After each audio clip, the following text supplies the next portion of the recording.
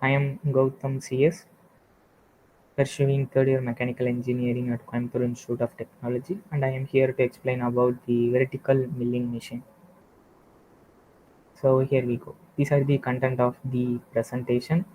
We will be seeing about the milling process, and then we will be seeing about the vertical milling process, followed by which we will be discussing about the principal parts, tool, application, advantages and disadvantages of the vertical milling machines, and finally I will be providing some references from which I got information about the vertical milling machine.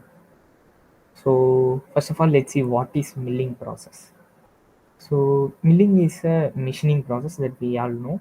Every industry uses some machining process to make the required product, and the milling is also a type of machining process, and it uses rotary cutters to remove the materials which will advance into the workpiece. And milling is commonly used in various types of industries due to its wide range of application. And the feed rate and the speed, these are the two parameters which determines the material removal rate of the milling process. That is, the material removal rate means how much material is removed at that particular time, and it will be determined by the feed rate and speed. I'll be explaining in detail about these things in further slides. Then there are two major classes of milling process. One is the face milling and another one is peripheral milling. As the name implies, that face milling is the milling which is used for flattening the surface of the workpiece, and the peripheral milling is a types of milling used for making different kinds of products required for that particular person or that industry. So yes, vertical milling process. What is the difference between milling process and a vertical milling process? In the vertical milling process, the spindle axis is vertically oriented. That is, the spindle is the thing which holds the tool. It will be vertical to the workpiece. That is the difference between the vertical milling process and the general milling process. The milling process can be divided into many types, and the two types are the vertical milling and the horizontal milling. We will be seeing about the vertical milling process in this presentation. And in that vertical milling, the spindle axis, that is the thing which holds the tool, is perpendicular to the table. That is, the table holds the workpiece. So if the spindle is perpendicular to the table or the workpiece, it is vertical milling process. Next, the spindle can be lowered, or it can be moved out. It can be moved left or right according to the users guidance. Then there are different types of subcategories for the vertical milling mills. That is the bed mill and the turret mill. Turret mill is the thing in which the spindle will be fixed and the table or the workpiece can be moved. And in bed mill, both the spindle and the workpiece can be moved. The turret mill is generally used widely. And apart from these two types of mills, there are also another type exist, which is also more versatile, and it is mill drill. The speciality about the mill drill is it is a lighter comparatively to the turret mill and the bed mill. So next, the principle of the vertical milling process, as I have already told, the workpiece will be held in a table and the table will be moved, and it is the feed given for the workpiece, and from the tool will be fixed in the spindle and the tool will be entering into the workpiece. In the picture you could able to see there are two types of milling are possible. One is the up milling, another one is down milling. The up milling, the tool will be moved in this direction so that the burr will be moved in the upward direction. But in the down milling, the burr will be moved in the same level of the workpiece. So next, the parts of the vertical milling machine. Here I have included a picture, and I have also mentioned some of the parts which I will be explaining in the further slides. The parts are the column and base, knee, saddle and swivel table, power feed mechanism, table, spindle, overarm or overhanging arm, arbor support, and finally the ram. Column and base. Column including base is the main casting that supports all the parts of the vertical milling machine. The column acts as a oil reservoir. While doing the milling operation, a large amount of heat will be produced in between the workpiece and the tool. To reduce these some of the oil or the coolant will be applied and it will be stored in the column, and the column will be fixed in the base where the motor will be fixed. It will be used for delivering the coolant or the oil to the tool, tool surface. Then comes the knee. It is also a casting that supports the saddle and the table. We'll be seeing about the saddle and table in the future slides. Let us see about knee in this slide. All the gearing mechanism is enclosed within this knee, and it is fixed to the column through dovetail way through fastening.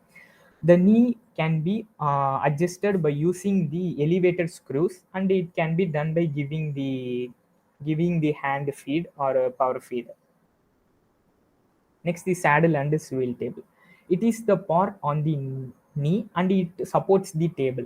The saddle is the thing which supports the table, and it slides on horizontal dovetail on the knee, which I have already explained.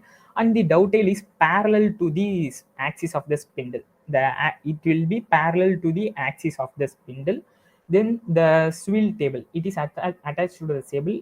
It is attached to the saddle. It can be swiveled, that is, it can be revolved horizontally on the either direction. The next comes the power feed. The knee is the part which consists of all the power feed mechanism, that is, it is used for moving longitudinally, that is left and right, transversely, that is in and out, and vertically up and down. Then comes the table. It is the rectangular casting which is present on the top of the saddle where the workpiece will be mounted, which I have already explained. The holding of workpiece is done using some of the things like the jigs and fixtures, etc. So next comes the spindle, which I have already explained. It is a part which is used to hold the tool, and it can be moved up and down according to the user guidance. Then overarm or overhanging arm. It is a horizontal beam present at the top face of the column. It may be a single casting which slides over the dovetail way present on the top face of the column. Each and every parts will be moved on the which will be fastened in the dovetail way, which can be slided front and back. It is used for fastening the arbor support, which I will be explaining in the further slides. Arbor support. It is the casting with bearing that supports the outer end of the arbor. It's helpful for aligning the outer end of the arbor with the spindle. It prevents the main use of this arbor support is it prevents the springing of outer end of the arbor during cutting operation. Then the last part is the ram. The overhanging ram in the vertical machine is called the overhanging arm in the vertical machine is called the ram. One end of the ram is mounted on top of the column, and on the other end, milling head is attached. That's it about the different parts of the vertical milling machine. Now let's see about the tools. Slab milling. The name itself we could able to understand. It is used for making the flat surfaces, and these kind of tools are made up of a high speed steel. So in this tool, the axis will be parallel to the surface which we are going to mill. And then the face milling. The difference between the slab milling and face milling is both are used for making a flat surface, but in face milling, it's spindle axis will be perpendicular to the surface which we are going to mill. Then end mill cutter, and the previous types of tools are used for machining the surfaces, and end mill cutter is used for machining the surface as well as the side end of the workpiece. It also consists of shank, and these kind of tools are made up of high speed steel, or it can be also made using the cemented carbide. Then roughing end mill. It is same as the end mill cutter, but the difference is some rough surfaces are made in the tool to remove more amount of material, and it is popularly known as Ripa cutter. In hollow machining, these kinds of cutters are used for making a screw, making its usage is mainly in the screw machines, and it look like a pipe and have a thicker walls. Then slide and face cutter. It is the conventional type of cut, cutter which has been discovered in 1800, and it also available in a different kinds of shapes. It is not used for making the flat surfaces. As I have already told, it will be entering into the workpiece and the required shape can be obtained. So thread mill cutter. This thread mill cutter is used for making a threading these screws, which can be used. It's a helical movement. Due to its helical motion that is processed, it is easily identified. Then comes the last cutter, fly mill cutter. There are some of the non-rotating cutter present in the fly cutter, and in a double fly cutter there will be two non-rotating cutters. It is highly efficient and make the cutting process easier. Comparatively, it is much cheaper than the other types of cutters. There are also many different types of tool available, but I have included some of the things I have gone through. Then comes the application of this vertical milling machine. It is used for making the slottings and the keyways with a proper fixturing. Then drilling or boring is also possible using the vertical milling machine. Then it is an ideal equipment for machinery manufacturing, molds, instruments, automobiles, motorcycles, and it also saves equipment investment. It is used for also used for making gears and for producing the grooves in the workpiece, for making flat surfaces. And the main application of vertical milling machine is it can be used for making complex shapes, and it is also used in institutions for lab activities. And the advantages of the vertical milling machine, it can be used for producing complex shapes, and the multi-cutting point tool can be also used. The production rate is used, that is the main advantage of the vertical milling machine. The lead time is reduced because the tool speed is very high, so the lead time is very low. The accuracy of the component obtained from this vertical milling machine is high, and using this different kinds of operation can be done, and it can be also done in a quicker manner.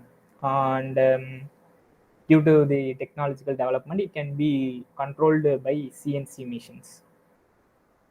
There are also some disadvantages of this vertical milling machine, that is it consumes more electricity, and very skilled labors are required for doing this, for operating this vertical milling machine.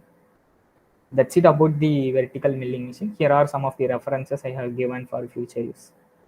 Thank you for patiently listening my presentation.